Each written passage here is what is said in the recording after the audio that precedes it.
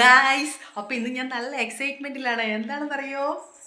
പഴനിയപ്പ ஞானப்பழனியப்பா തമിഴ് ஞானப்பழനിയപ്പ അങ്ങോട്ട് പോവാണ് ഗായ്സ്. അപ്പോൾ ഞാൻ പോയത് ഫസ്റ്റ് നമ്മളുടെ ചെറിയ ചേച്ചിയുടെ വീട്ടിലാണ്. അവിടെ നിന്നാണ് പോണത്. അപ്പോൾ അവളുടെ കുട്ടികളുണ്ട്, പിന്നെ ഏട്ടനും ഉണ്ട്, പിന്നെ വലിയ ചേച്ചി പാലക്കാട് വെയിറ്റ് ചെയ്യും. അപ്പോൾ അവരിനെ കൂട്ടിയിട്ടാണ് ഞങ്ങൾ പോണത്. അപ്പോൾ ഞങ്ങൾ വണ്ടിയിലൊക്കെ കയറി റെഡിയായി. ഇനി ഞങ്ങൾക്ക് പോയി തൊഴുതുക, പിന്നെ അങ്ങനെ കുറച്ച് കാര്യങ്ങളൊക്കെ. അപ്പോൾ ഇന്ന് ഞങ്ങൾ പോയ ദിവസം ചൊവ്വാഴ്ചയാണ്. അപ്പോൾ ചൊവ്വാഴ്ച അവിടെ കാര്യമായിട്ട് തിരക്കൊന്നും ഉണ്ടായിരുന്നില്ല.